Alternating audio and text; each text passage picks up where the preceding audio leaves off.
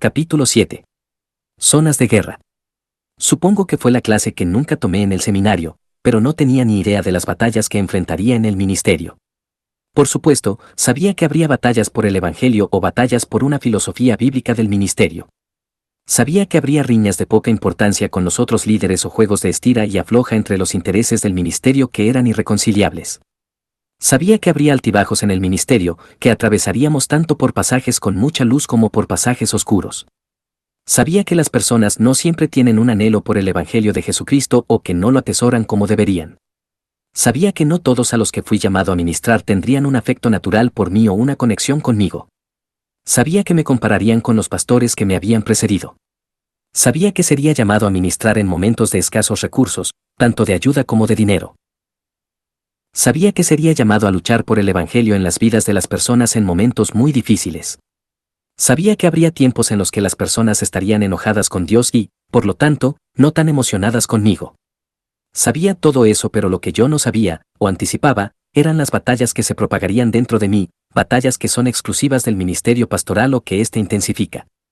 Esta lucha interna es la que quiero introducir en este capítulo y la que va a constituir el contenido del resto del libro. Como pastor, lo mejor sería que estuvieras listo para luchar por el Evangelio, pero también lo mejor sería que estuvieras listo para pelear por tu propia alma. Lo mejor sería que estuvieras comprometido con ser honesto con respecto a las batallas que se están librando en tu propio corazón. Lo mejor sería que estuvieras preparado para predicarte tú mismo el Evangelio. Lo mejor sería que te armaras para el conflicto interno que le da la bienvenida a cualquiera que está en el ministerio. El ministerio es la guerra. ¿Por qué tantos pastores reportan estar demasiado cargados y demasiado estresados? ¿Por qué tantos pastores reportan tensión entre la vida familiar y la vida ministerial? ¿Por qué el ministerio pastoral muchas veces parece más una prueba que un gozo? ¿Por qué con frecuencia existe una discrepancia entre la vida privada del pastor y su imagen ministerial pública? ¿Por qué muchas veces existen relaciones disfuncionales entre el pastor y los líderes de su ministerio o el personal? ¿Por qué la vida ministerial de muchos pastores es sorprendentemente corta?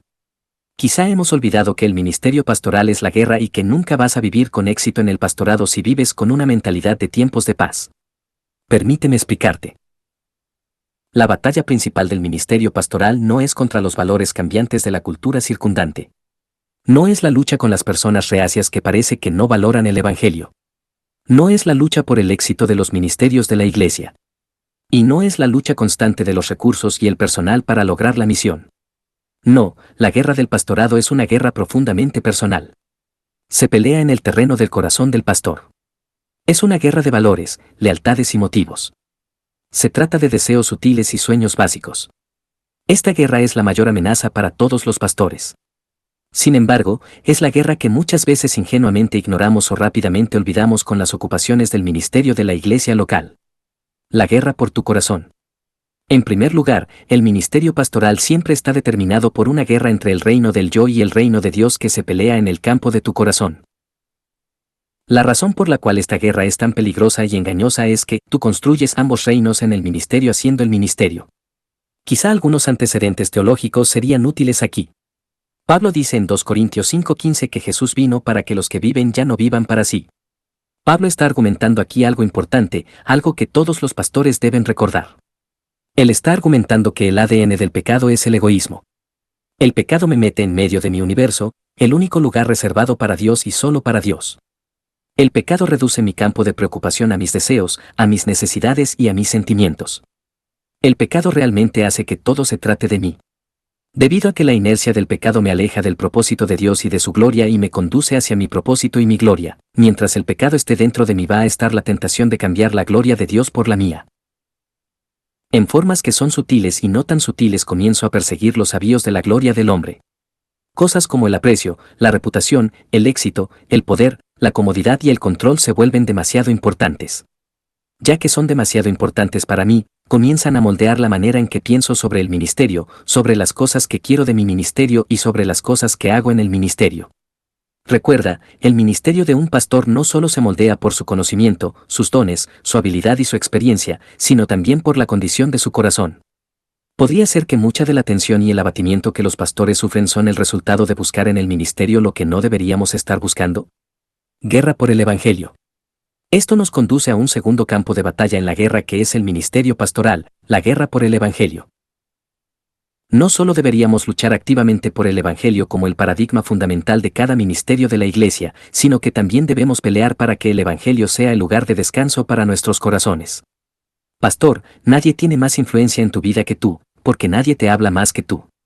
Las cosas que tú mismo te dices sobre Dios, sobre ti, sobre tu ministerio y sobre los demás son profundamente importantes, moldean tu participación en el ministerio y tu experiencia del ministerio. Mi experiencia con cientos de pastores es que muchos desgraciadamente funcionan en un estado normal de amnesia del Evangelio. Se olvidan de predicarse en privado el Evangelio que les declaran en público a los demás. Cuando olvidas el Evangelio, comienzas a buscar en las situaciones, los lugares y las relaciones del ministerio lo que ya se te ha dado en Cristo. Comienzas a buscar en el ministerio la identidad, la seguridad, la esperanza, el bienestar, la razón y el propósito.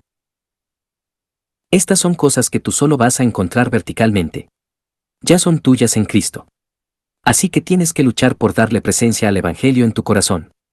También, cuando experimentas la gracia del Evangelio, dejas de tenerle miedo al fracaso, dejas de evitar que te conozcan y dejas de esconder tus luchas y tu pecado. El Evangelio declara que no hay nada que pudiera llegar a ser descubierto acerca de ti y de mí que no haya ya sido cubierto por la gracia de Jesús. El Evangelio es lo único que puede liberar a un pastor de la culpa, la vergüenza y la impulsividad del esconder. Nunca dejes que se muestre tu debilidad, y del buscar, pidiéndole al ministerio que haga lo que Cristo ya ha hecho, que hace que el ministerio sea agobiante para tantos pastores. Así que, en la guerra del ministerio pastoral, ¿eres un buen soldado? Recuerda que el Espíritu Santo vive dentro de ti y él lucha en tu nombre, incluso cuando tú no estás lo suficientemente cuerdo para hacerlo. Recuerda también que en Cristo ya se te ha dado todo lo que necesitas para hacer lo que se supone que debes ser y para hacer lo que se supone que debes hacer en el lugar donde Dios te ha puesto. Y recuerda que, ya que Emmanuel está contigo, es imposible, momento tras momento, estar solo en esta guerra que es el ministerio pastoral. Dos reinos en competencia. Se necesitó que Dios hiciera uso de la dificultad pastoral para que yo aceptara la ineludible realidad de que todo lo que hacía en el ministerio lo hacía por lealtad al reino del yo o al reino de Dios y en búsqueda del reino, del yo o del reino de Dios. De esta verdad se hace una mejor exégesis en Mateo 6, 19-34. Por favor, coge tu Biblia y lee el pasaje. Estoy convencido de que este pasaje es un elaborado análisis de los pensamientos, deseos y acciones del reino del yo. Nota el cambio que se da en el pasaje en el versículo 33 donde Jesús dice, «Mas buscad primeramente el reino de Dios». La palabra más nos dice que ese versículo es el punto de transición del pasaje. Todo lo demás que está antes explica la acción de otro reino, el reino del yo. Esto hace que el pasaje sea un lente muy útil en la lucha entre estos dos reinos que de una manera u otra combaten en el corazón de todos los que están en el ministerio. En este capítulo quiero examinar desde este pasaje 4 principios del ministerio que son un tesoro y que encuentro útiles a medida que busco examinar los motivos de mi propio corazón en el ministerio. 1. En tu ministerio, vas a estar orientado hacia lo que atesoras en tu corazón. Dios nos ha diseñado para ser seres orientados por el valor y motivados por el propósito. Dios nos dio esta capacidad porque Él nos diseñó para que lo adoráramos. Así que lo que tú haces y dices en el ministerio siempre lo haces porque buscas alguna clase de tesoro. Más adelante voy a explicar cómo pocas de las cosas que atesoramos son intrínsecamente valiosas. La mayoría de los tesoros tienen un valor asignado. De este lado de la eternidad, esto es lo que nos pasa a todos nosotros, las cosas comienzan a aumentar en importancia más allá de su verdadera importancia y fijan la agenda para nuestros pensamientos, deseos, elecciones, palabras y acciones. ¿De qué se trata la batalla por el tesoro? Se trata de trabajar todos los días para que se mantenga como importante lo que Dios dice que es importante en nuestras vidas personales y ministerios. Pastor, ¿qué es lo importante para ti en el ministerio? 2. Los tesoros de tu ministerio van a dictar la lealtad de tu corazón. Jesús dice, porque donde esté vuestro tesoro, allí estará también vuestro corazón, v21. El corazón, siendo el término en resumen del hombre interior, se podría caracterizar como el núcleo de donde proviene tu personalidad. Lo que Jesús está diciendo aquí es profundo. Él está sugiriendo que hay una guerra por el tesoro que se está librando en el centro de lo que te hace pensar lo que piensas, desear lo que deseas y hacer lo que haces. Ya sea que estés consciente de esto o no, tus palabras y acciones en el ministerio siempre son lo que intenta sacar de él que es valioso para ti. Pastor, ¿cuáles son los profundos deseos de tu corazón que moldean tus palabras y acciones cotidianas? 3. Lo que cautive la lealtad de tu corazón va a moldear las acciones, reacciones y respuestas de tu ministerio. Recuerda que, por diseño de Dios, somos adoradores. La adoración no es, en primer lugar, una actividad, la adoración es, en primer lugar, nuestra identidad. Eso quiere decir que todo lo que tú y yo hacemos y decimos es producto de la adoración. Así que los tesoros, las cosas que se han elevado a niveles importantes en nuestros corazones, que gobiernan los pensamientos y los deseos de nuestros corazones van, entonces, a controlar las cosas que hacemos. La guerra entre estos dos reinos en el ministerio no es primero una guerra por el comportamiento, es una guerra por la autoridad práctica, cotidiana y notoria de nuestros corazones. Si perdemos esta guerra más oscura, nunca vamos a ganar terreno en la esfera de nuestras palabras y acciones. Pastor, ¿qué revelan tus palabras y acciones sobre lo que es verdaderamente importante para ti? 4. Tus tesoros prácticos siempre están conectados ya sea al reino del yo o al reino de Dios. Realmente Cristo sí nos da solo dos opciones. Conectamos nuestra identidad, significado, propósito y sentimiento interno de bienestar ya sea a los tesoros terrenales del reino del yo o a los tesoros celestiales del reino de Dios. Este es un diagnóstico increíblemente útil para el ministerio pastoral. Considera estas preguntas: la ausencia de que nos llevará a querer rendirnos y dejar todo. La búsqueda de que nos lleva a sentirnos demasiado cargados y abrumados. El temor a que nos hace indecisos y tímidos en vez de valientes y animados. El ansia de que nos hace que trabajemos mucho y hasta muy tarde en la noche. La necesidad de que le roba al ministerio su belleza y su gozo. El deseo por qué crea tensiones entre el ministerio y la familia. Podría ser que muchas de las presiones del ministerio son el resultado de que buscamos sacar cosas del ministerio que éste nunca nos va a dar. Podría ser que le estamos pidiendo al ministerio que haga por nosotros lo que solo el Mesías puede hacer. Podría ser que en nuestro ministerio estamos buscando horizontalmente lo que ya se nos ha dado en Cristo. Podría ser que este conflicto del reino sea motivado y permitido por la amnesia práctica y personal del Evangelio. Cuando olvidamos lo que se nos ha dado en Cristo, tenemos la tendencia a buscar esas cosas en las situaciones, lugares y relaciones de nuestro ministerio. Pastor, ¿de qué formas estás tentado a buscar en tu ministerio lo que ya se te ha dado en Cristo? Pues, la mayor protección contra el reino del yo no es un juego de estrategias defensivas y autorreformadoras. Es un corazón que en ese preciso momento está tan impresionado por las glorias de la gracia de Jesucristo que no es fácilmente seducido por las glorias temporales menos importantes de este claustrofóbico reino de uno, el reino del yo. El problema es que no importa qué tan comprometidos estemos con el gran reino, siempre nos estamos aferrando a la dinámica del cambio del tesoro. Permíteme explicar esto. El problema del cambio del tesoro. Comencemos analizando el concepto del tesoro que Cristo usa. Tesoro es una palabra sugerente. Imagina que estoy sosteniendo delante de ti un billete de $20. ¿Por qué vale $20? No es porque esté hecho de un papel que valga $20. Eso implicaría un montón de papel. No es porque esté hecho con una tinta que valga $20. Eso implicaría un montón de tinta. Verás, el valor del billete de $20 no es un valor intrínseco sino un valor asignado. Nuestro gobierno le ha designado a este billete el valor de 2,000 centavos. Así es con la mayoría de las cosas que atesoramos.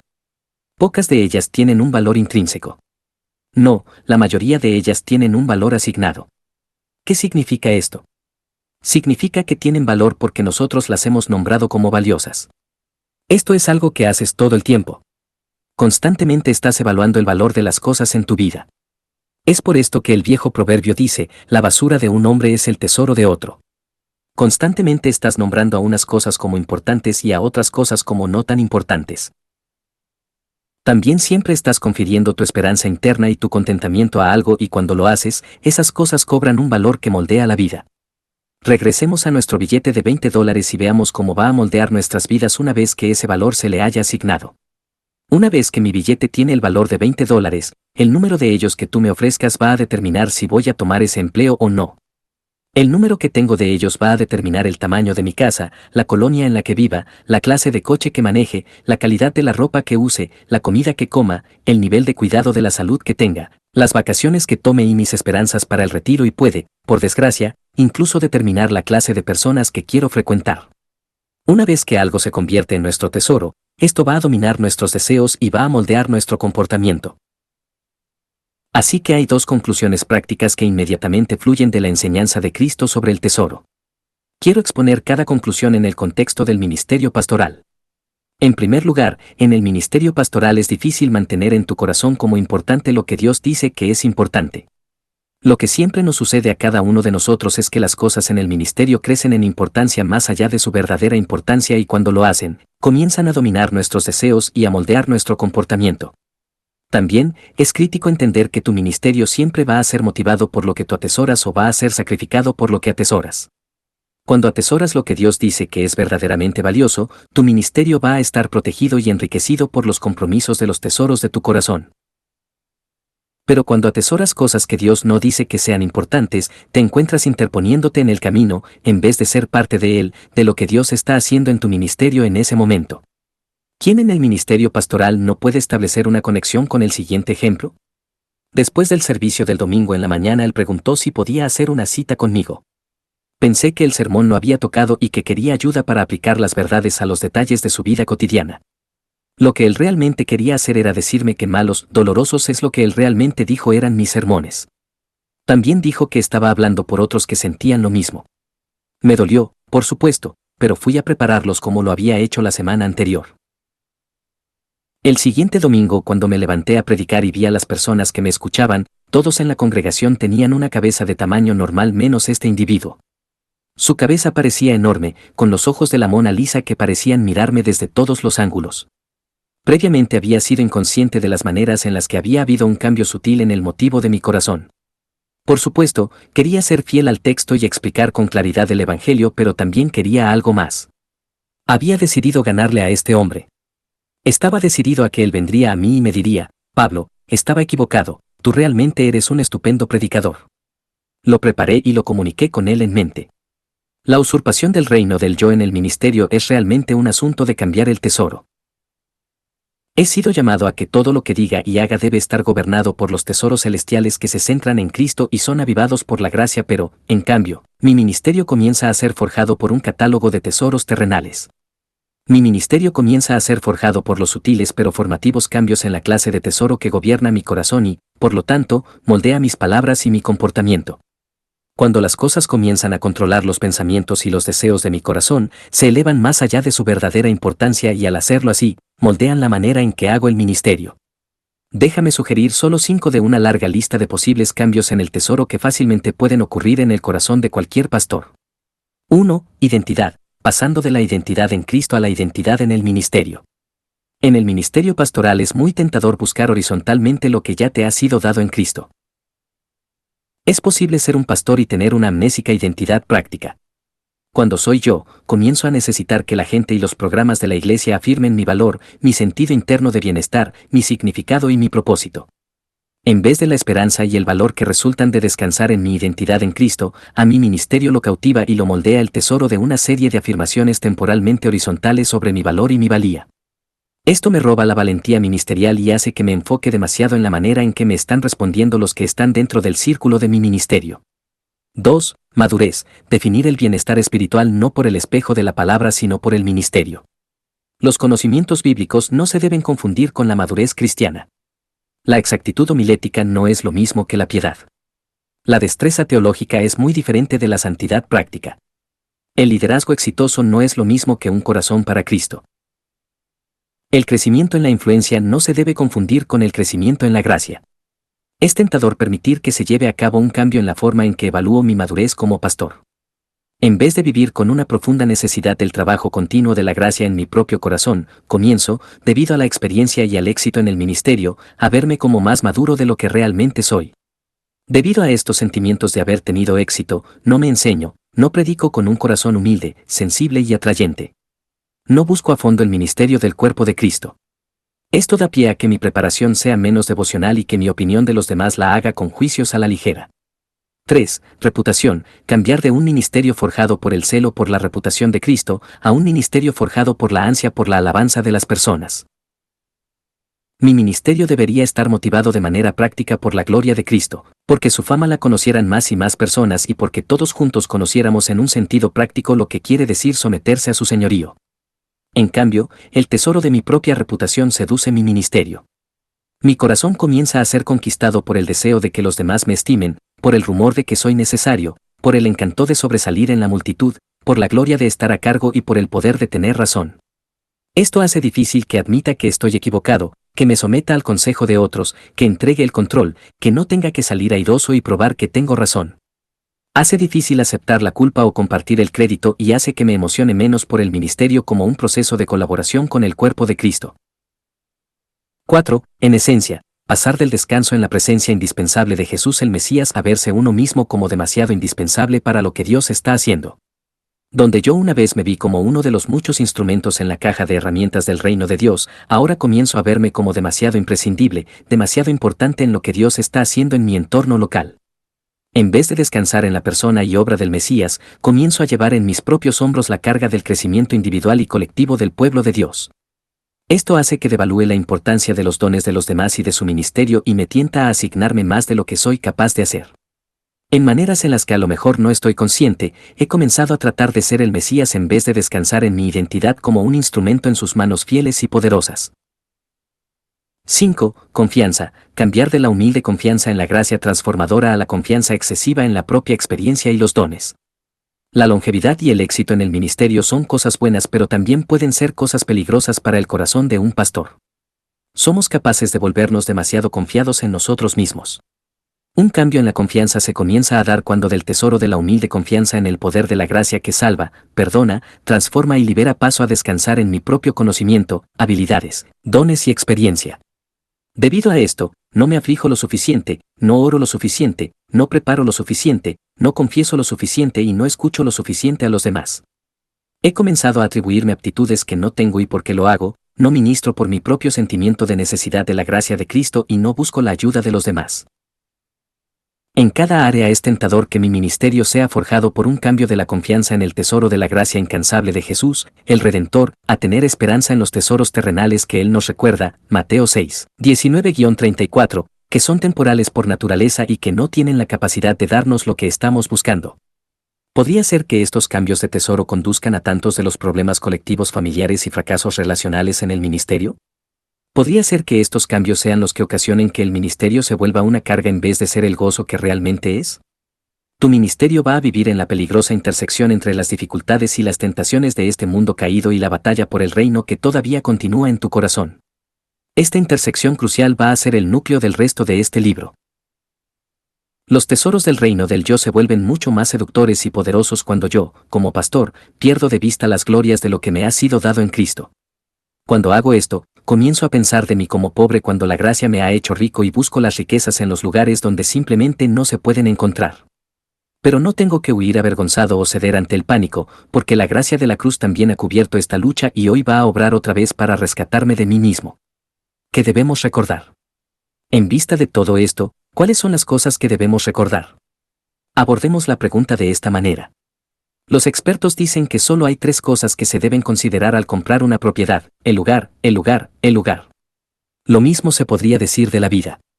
Cuando entiendes el lugar, vives y ministras de una manera radicalmente diferente. ¿Confundido? Déjame señalarte 4 formas en las que el lugar importa. 1. Vives en un mundo que ha caído de manera dramática. Tienes que estar preparado. Tienes que vivir con expectativas realistas.